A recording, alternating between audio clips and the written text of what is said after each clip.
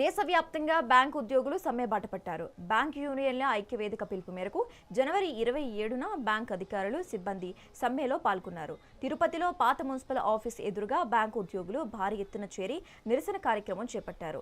వారానికి 5 రోజుల పనిదినాన్ని వెంటనే అమలు చేయాలని ప్రధాన డిమాండ్గా పెట్టుకుని ఈ సమ్మె నిర్వహిస్తున్నట్లు ఉద్యోగులు తెలిపారు. ఈ నెల 23న చీఫ్ లేబర్ కమిషనర్తో జరిగిన చర్చలు ఫలప్రదం కాకపోవడంతో బ్యాంక్ అధికారులు, సిబ్బందికి ప్రాతినిధ్యం వహిస్తున్న యూఎఫ్బియు సమ్మెకు పిలుపునిచ్చిందని తెలిపారు.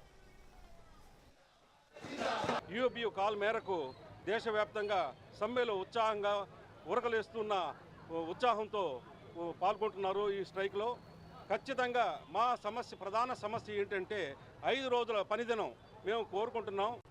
గత 10 సంవత్సరాలుగా మాకు 5 డే బ్యాంకింగ్ గురించి అడుగుతున్నాం. బట్ మన ప్రభుత్వం మొండి వైఖరి చూపిస్తుంది. మాకు దిశ నిర్దేశం చేస్తున్న రిజర్వ్ బ్యాంక్ ఆఫ్ ఇండియా వాళ్ళు ఎంజాయ్ చేస్తూ 5 డే వీక్ పనిచేస్తున్నారు.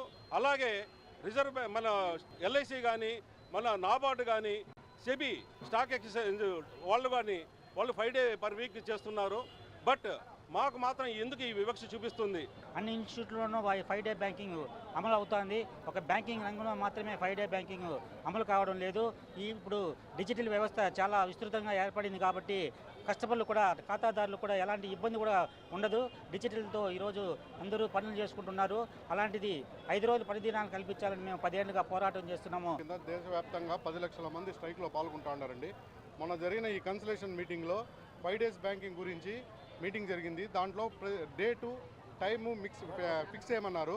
డేట్ టైం ఫిక్స్ చేసి మీటైజ్ చేయమంటే వాళ్ళు ఒప్పుకోలేదు. కాబట్టి ఈరోజు ఈ స్ట్రైక్ చేయడం జరుగుతుంది. ఈ ఖాతాదారులకు కలిగిన ఏదైనా అసౌకర్యానికి మేము రేపటి నుంచి మళ్ళీ రెట్టింపు సేవలతో మేము ముందుంటాము. కాబట్టి మేము అందరికీ విజ్ఞప్తి చేసేది ఏంటంటే ఈ స్ట్రైక్ ఓన్లీ బ్యాంకు యొక్క బెనిఫిట్ కోసమే, తద్వారా బ్యాంకర్ యొక్క వర్క్ లైఫ్ బ్యాలెన్స్ కోసం మాత్రమే. కానీ దీనివల్ల చాలా బెనిఫిట్స్ ఉన్నాయండి.